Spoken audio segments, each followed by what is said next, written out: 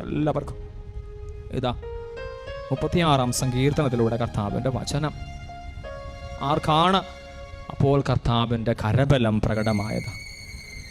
സങ്കീർത്തകൻ ചോദിക്കുന്നു, കർത്താവെ, എപ്രകാരമാണ് അങ്ങയുടെ ബലം ഞങ്ങൾക്ക് അനുഭവവേദ്യമാവുന്നത്? ഇതാ അന്യജനതകൾ പോലും നിന്റെ സന്നിധിയിൽ വന്ന് നിന്നെ മഹത്വപ്പെടുത്തുന്ന ജനത്തിൻ്റെ അനുഗ്രഹം കാണുവാൻ സങ്കീർത്തനം പഠിപ്പിക്കുകയാണ്.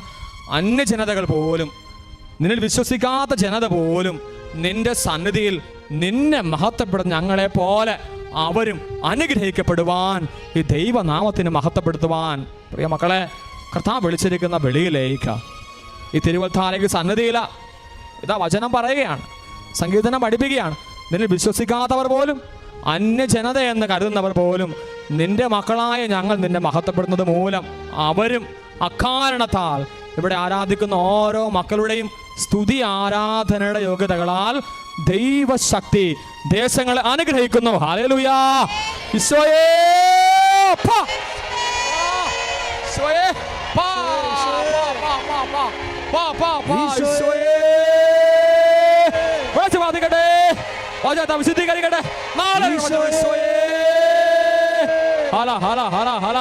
യേശുവേ നന്ദി, യേശുവേ സ്തുതി, യേശുവേ സ്തുതി, യേശുവേ സ്തുതി, യേശുവേ സ്തുതി. Hallelujah hallelujah hallelujah. പാ പാ പാ ഈശോയേ ആരാധിക്കുന്നു, ആരാധിക്കുന്നു, ആരാധിക്കുന്നു. എല്ലാ മക്കളും ആഗ്രഹിച്ച് പ്രാർത്ഥിക്കട്ടെ, എല്ലാ മക്കളും ആഗ്രഹിച്ച് പ്രാർത്ഥിക്കട്ടെ.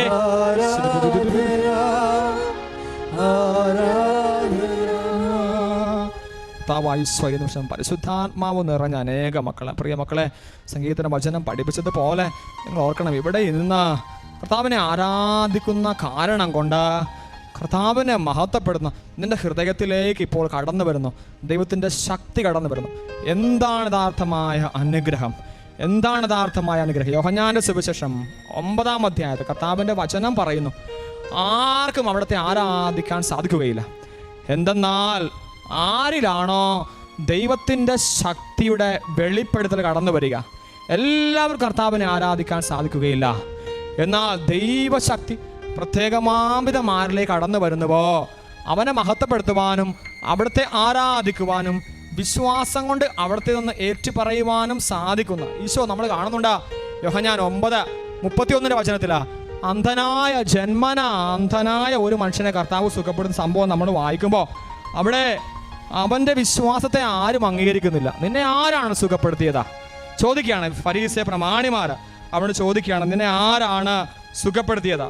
അപ്പോൾ അവൻ പറയുന്നുണ്ട്, എന്നെ സുഖപ്പെടുത്തിയ മനുഷ്യൻ എനിക്കറിയില്ല, എന്നാൽ അവൻ ഒരു ശക്തിയുള്ളവനാണെന്ന് ഞാൻ വിശ്വസിക്കുന്നു.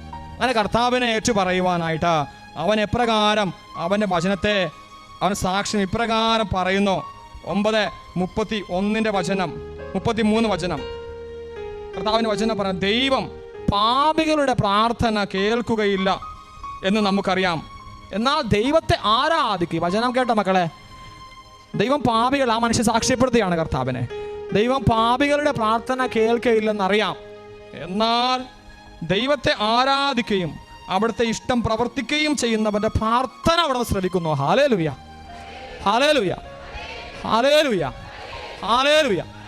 ദൈവസന്നിധിയിൽ നിനക്ക് അയോഗ്യതയെന്ന് തോന്നുന്നവ ഉണ്ടെങ്കിൽ പോലും എൻ്റെ കർത്താവേ, ഈ സന്നിധിയിലേക്ക് എന്നെ എടുത്ത് വയ്ക്കുവാനായിട്ട് അയോഗ്യത ഉണ്ടെന്ന് തോന്നുന്ന ജീവിതങ്ങളിൽ പോലും അവിടുത്തെ വചനം പാലിക്കുകയും അവിടുത്തെ സ്നേഹിക്കുകയും അവിടുത്തെ ആരാധിക്കുകയും ചെയ്യുന്നുവെന്ന വിചാരങ്ങള്, അനുഭവങ്ങള്, അങ്ങനെയുള്ളവന്റെ പ്രാർത്ഥന കർത്താവ് കേൾക്കും. Hallelujah hallelujah hallelujah.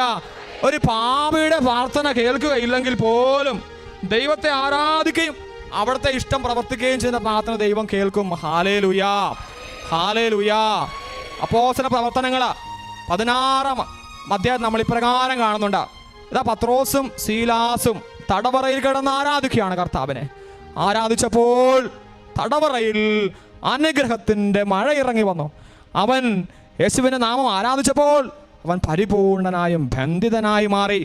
അവൻ പരിപൂർണമായും സ്വതന്ത്രനായി മാറി. അവൻ്റെ ബന്ധനങ്ങൾ അഴിക്കപ്പെട്ട പത്രോസും ശീലാസും ബന്ധിതനായിട്ട് യേശുനാമത്തിൻ്റെ ആരാധന, അവിടുത്തെ സ്തുതി അവനെ പരിപൂർണമായ സ്വാതന്ത്ര്യത്തിലേക്ക്, യഥാർത്ഥത്തിലുള്ള ദൈവശക്തിയിൽ ആരാധനയിൽ പരിപൂർണ സ്വാതന്ത്ര്യം നിങ്ങൾക്ക് ലഭിക്കുന്നു. പ്രിയ മക്കളെ, നമ്മുടെ ഒരുപാട് ഭാരങ്ങൾ നമ്മുടെ ജീവിതം നിൽക്കുന്ന ഒരുപാട് വേദനകൾ കർത്താവിൻ്റെ മുമ്പിൽ ഹൃദയം തുറന്നു വെക്കാൻ നിനക്ക് എത്രയോ കാര്യങ്ങളുണ്ട്. എൻ്റെ പ്രിയ മകനെ, മകളെ, കർത്താവിൻ്റെ മുമ്പിൽ തുറന്നു വയ്ക്കപ്പെടാൻ എത്രയോ പുസ്തകങ്ങൾ നിൻ്റെ ജീവിതത്തിലുണ്ട്.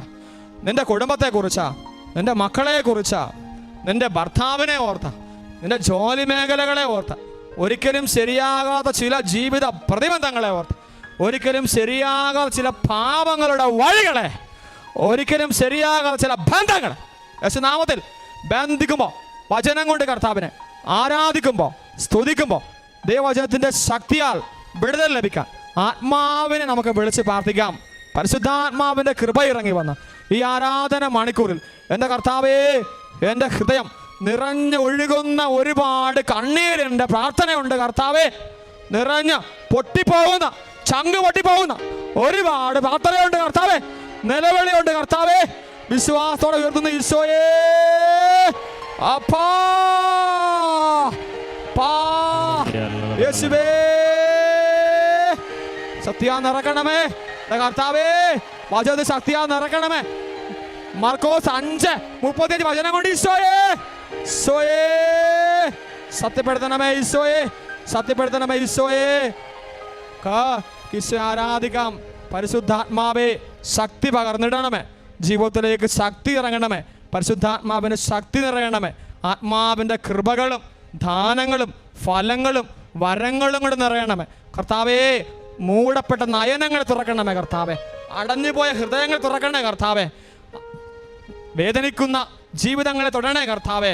ഒരുപാട് കവാടങ്ങൾ അടഞ്ഞു പോയി കർത്താവേ, ജീവിതത്തിൻ്റെ വചനം കൊണ്ട് നിമിഷം കർത്താവേ, തിരു സാന്നിധ്യം കൊണ്ട് കർത്താവേ, സഭയുടെ പ്രബോധന അധികാരത്തിൻ്റെയും തിരുവചനത്തിൻ്റെയും വിശുദ്ധ കൂദാശകളുടെ യോഗ്യതകൾ കൊണ്ട് ഈ വിശ്വാസ മക്കളുടെ കവാടങ്ങളെ തുറക്കണമേ അപ്പാ, തുറക്കണമേ അപ്പാ, തുറക്കണേ അപ്പാ, തുറക്കണമേ അപ്പാ. യേശുവേ, യേശുവേ, യേശുവേ, ആരാധിക്കുന്നു, ആരാധിക്കുന്നു. കരങ്ങളടിച്ച് ആത്മാവ് ശക്തിയാ നിറഞ്ഞ് പ്രാർത്ഥിക്കട്ടെ എല്ലാ മക്കളും. 2 കരങ്ങളും നെഞ്ചോട് ചേർത്ത് വെച്ച് നമുക്ക് പ്രാർത്ഥിക്കാം. പരിശുദ്ധ പരമമാ ദിവ്യകാരുണ്യമേ, ഇന്നുമെന്നും അങ്ങേക്കാരാധന. പരിശുദ്ധ പരമമാ ദിവ്യകാരുണ്യമേ, എന്നുമെന്നും അങ്ങേക്കാരാധന. പരിശുദ്ധ പരമമാ ദിവ്യകാരുണ്യമേ,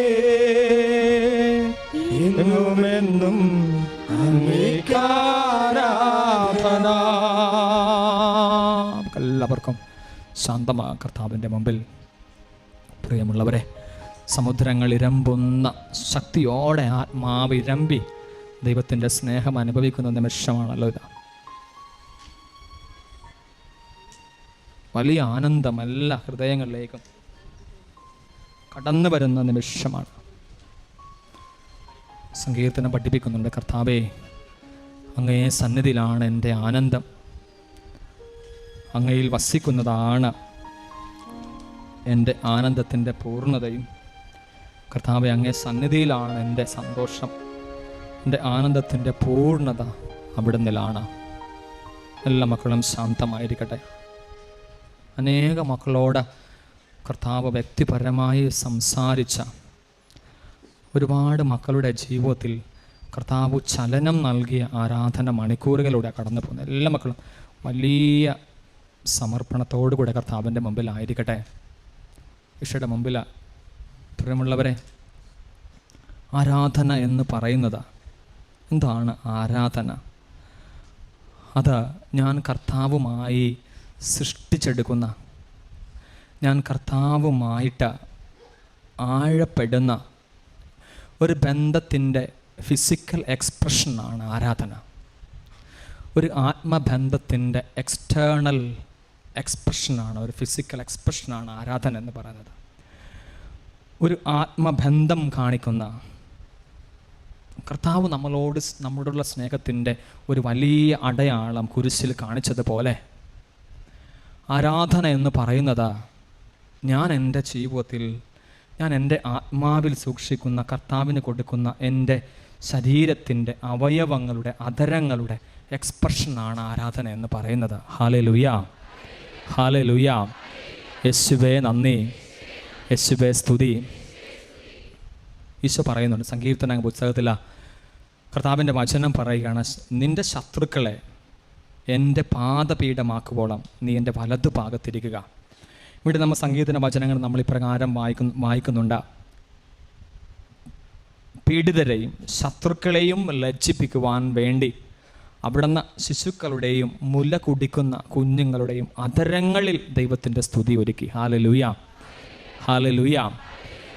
അത്യുന്നതനായ ദൈവത്തിൻ്റെ മഹത്വം, ഇസ്രായേലിന് ദൈവം കൊടുക്കുന്ന എല്ലാ കൽപ്പനകളുടെയും അവസാനത്തെ സന്ദേശം അത് അവിടുത്തെ ആരാധിക്കാനുള്ള എന്നുള്ളതാണ്, അവിടുത്തെ ആരാധിക്കുക എന്നുള്ളതാണ്. എല്ലാ പ്രമാണങ്ങളും ദൈവത്തിലേക്ക് ഉയരേണ്ട പരമമായ ആരാധനയുടേതാണ്. ഞാൻ എൻ്റെ കർത്താവിനെ സ്നേഹിക്കുന്നെന്ന് പറഞ്ഞാൽ ഞാൻ പാപം ചെയ്യില്ല എന്നാണ് അർത്ഥം.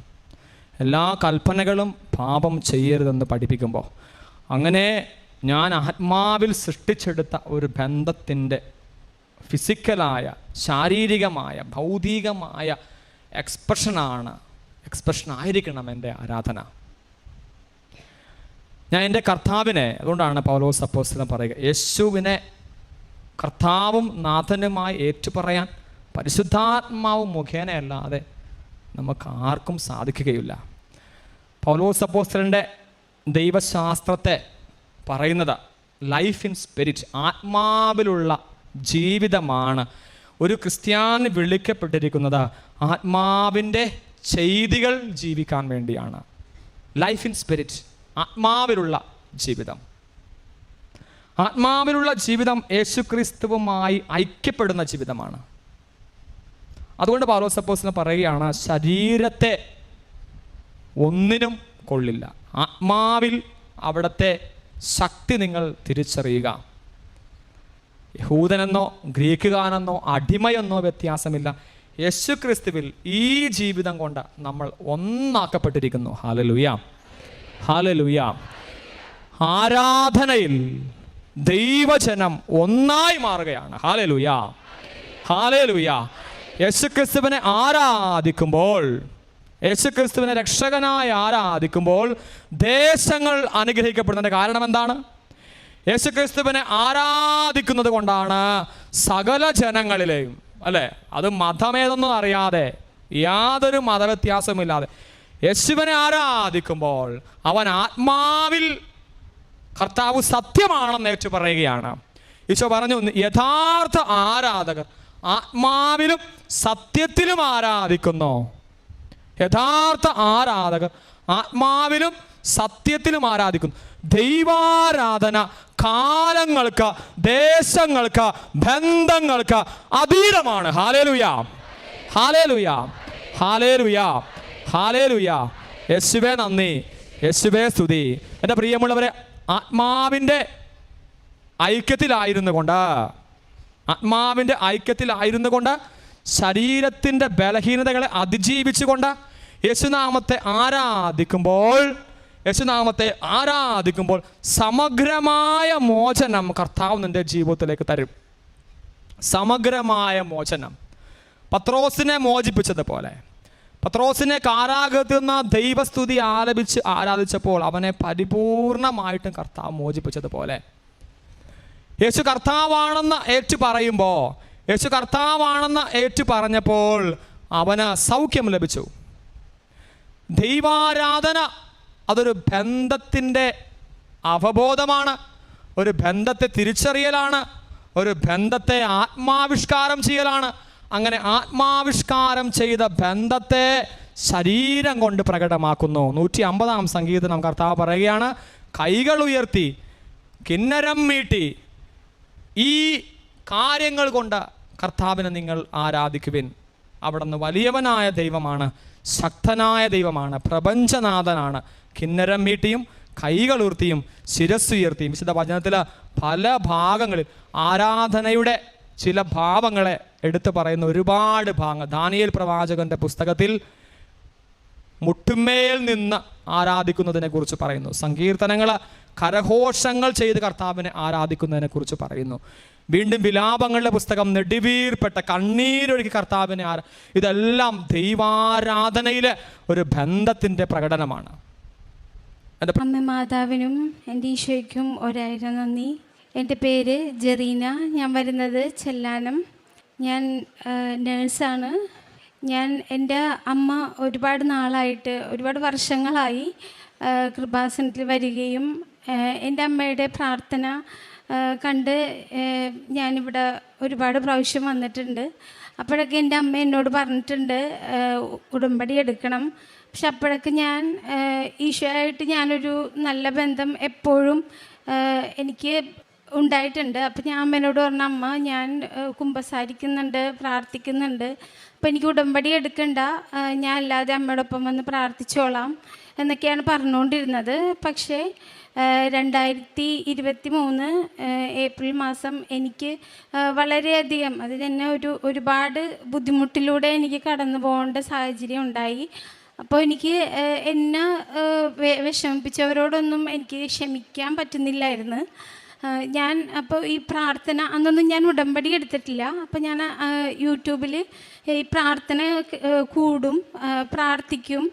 അമ്മയുടെ കൃപാസനം ബുക്ക് എടുത്തിട്ട് ഈ പ്രാർത്ഥന എപ്പോഴും ചൊല്ലുമായിരുന്നു, പ്രത്യക്ഷീകരണ പ്രാർത്ഥന.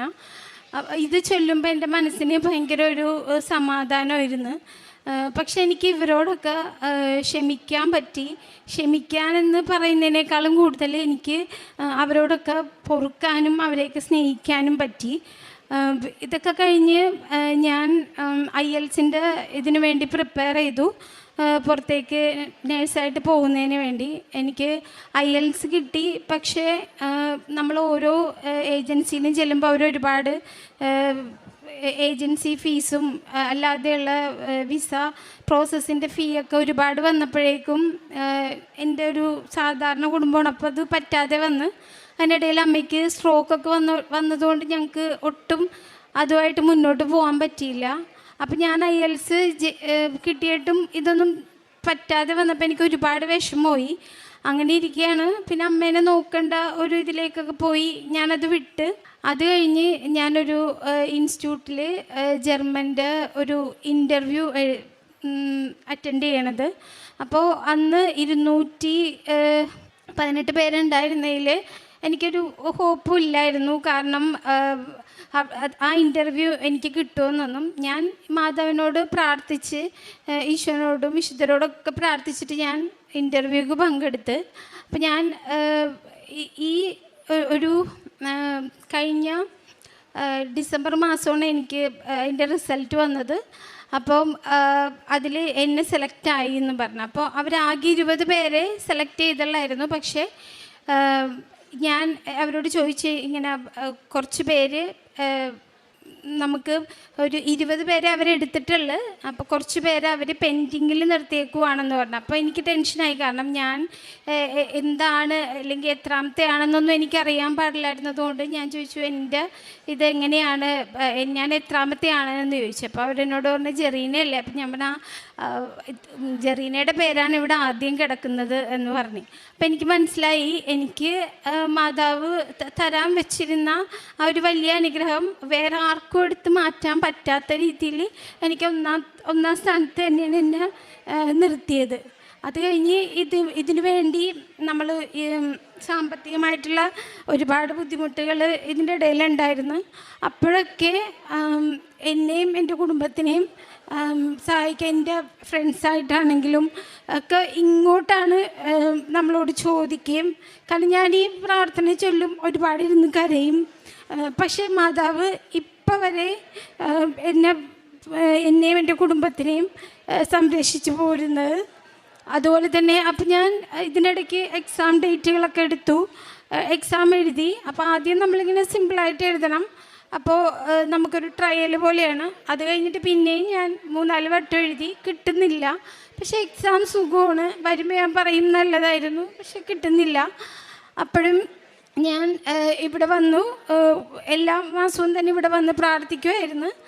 അങ്ങനെ ഞാനിവിടെ അച്ഛനെ കണ്ട് പ്രാർത്ഥിച്ച് ഉടമ്പടി കാശ് രൂപവും ഉപ്പും ഒക്കെ ആയിട്ടാണ് ഞാൻ പോയത്. അപ്പോൾ നമുക്കൊരു സാധനവും നമുക്ക് കയറ്റാനൊന്നും പറ്റില്ല ഹോളിലേക്ക്. പക്ഷേ എനിക്ക് അത് പരീക്ഷ ഹോളിൽ കൊണ്ടുപോകാനും പ്രാർത്ഥിച്ച് എനിക്ക് പരീക്ഷ എഴുതാനൊക്കെ സഹായിച്ചു. കഴിഞ്ഞ ഡിസംബർ 3-നാണ് ഞാനിവിടെ വന്ന് അച്ഛനെ കണ്ട് കാശ് രൂപമൊക്കെ വാങ്ങിച്ചുകൊണ്ട് പോകുന്നത്. ആ ഡിസംബറിൽ എഴുതി റിസൾട്ട് വന്നപ്പോൾ ഞാൻ എക്സാം പാസ്സായി. അപ്പോഴും എനിക്ക് അമ്മയാണ് പറഞ്ഞിരുന്നത്, അമ്മ സാക്ഷ്യം പറഞ്ഞോളാം എന്നൊക്കെ. അപ്പം ഞാൻ അമ്മയോട് പറഞ്ഞു, അമ്മ ഞാൻ സാക്ഷ്യം പറയും, ഞങ്ങൾ 10 പേരാണ് ഒരു ടീമിൽ പോകുന്നത്. അപ്പം ഞാൻ പോകുമ്പോൾ ഞാൻ സാക്ഷ്യം പറഞ്ഞിട്ട് പോവാന്ന്.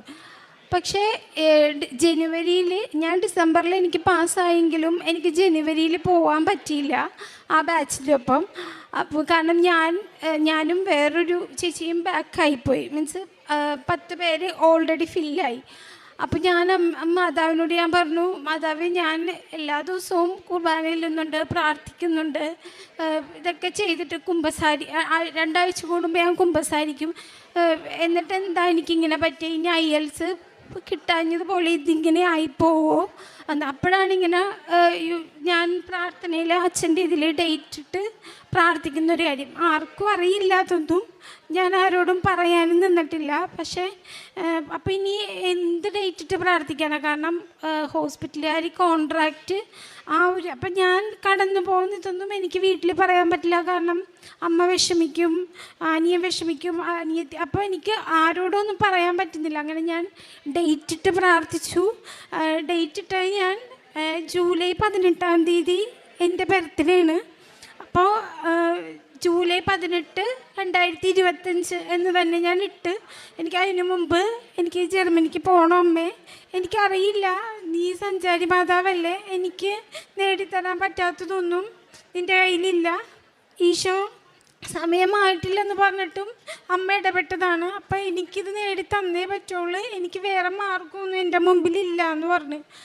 അങ്ങനെ ഇവർ ജൂണിലൊരു ഇൻടേക്ക് പറഞ്ഞു. പക്ഷേ ജൂണിലെ ഇൻടേക്കും അവർ മാറ്റി, കാരണം കുറച്ച് പേര് കൂടി ഇതിനു വേണ്ടി റെഡിയാവാനുണ്ട് എന്ന് പറഞ്ഞു.